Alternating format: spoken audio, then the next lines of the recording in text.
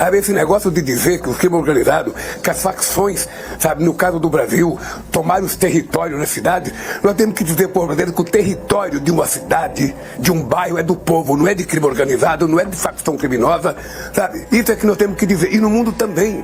Nesses pontos em vermelho, os territórios dominados pelo crime organizado que se veste dessa cor. E esse cantinho aqui é a região de Niterói, São Gonçalo, região oceânica, quase que totalmente tomada pela facção criminosa.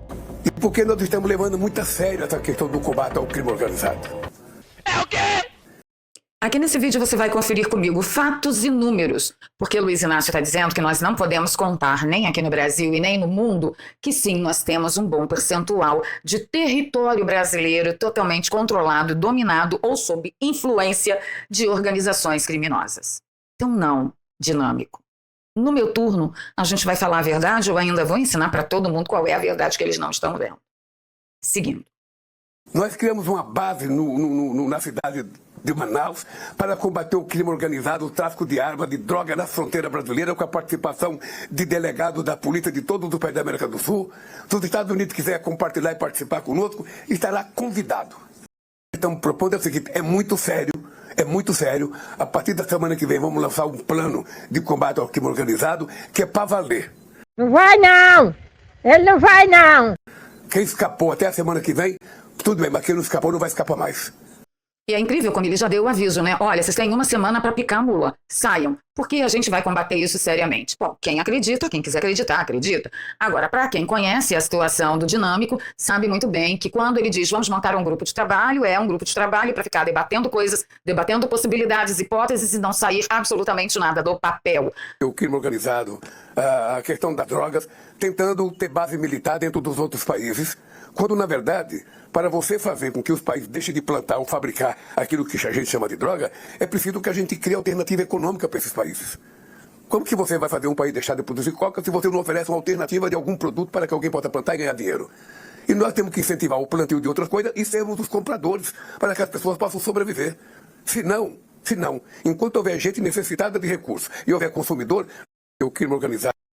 Sim, queridos, vocês não ouviram errado. Luiz Inácio acabou de declarar que o Estado, com E maiúsculo, é responsável por subsidiar uma região ou um outro país com substitutos ao cultivo e ao comércio de entorpecentes.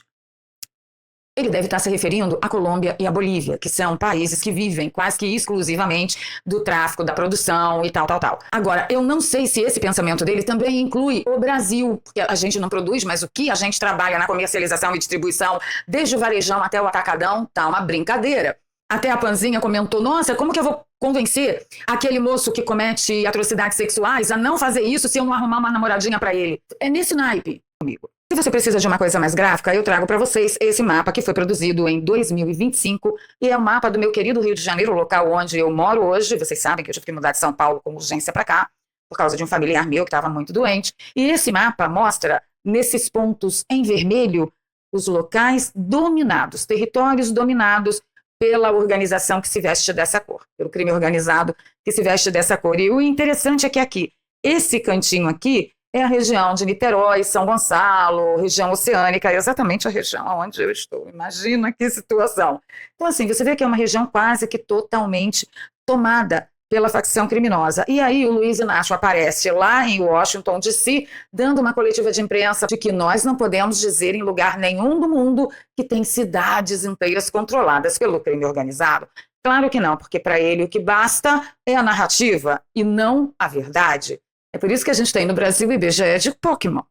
Mas se o gráfico não for o suficiente para você, então agora eu trago números.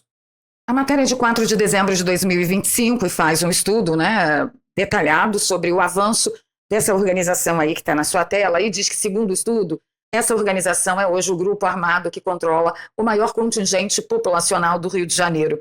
É maior o que ele controla do que o que controla o Estado, tá? Em 2024, essa facção específica registrou 1,6 milhão de moradores sob controle efetivo. A gente está falando de 47% da população do Rio de Janeiro controlada. 1,7 milhão sob controle ou influência. É aquele lugar que tem, mas você não vê os gerentes da boca, tudo com os guarda-chuva atravessado.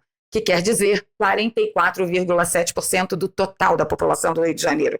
Isso dá conta de 150 quilômetros de território controlados, equivalentes a 47% da população do estado sob domínio consolidado. De acordo com o levantamento, o maior crescimento dessa facção em termos populacionais ocorreu coincidentemente em 2019, quando o grupo incorporou cerca de 146,3 mil habitantes sob seu controle e influência, sobretudo referentes a conquistas da Rocinha do Vidigal na zona sul da capital, ocorrida no ano anterior. Mas o que fez realmente esse controle florescer? Vocês viram aqui, né? 2019 foi quando aconteceu a explosão de controle populacional. E só por uma grande coincidência, a DPF 635, popularmente conhecida como a DPF das favelas, foi protocolada e assinada em novembro de 2019.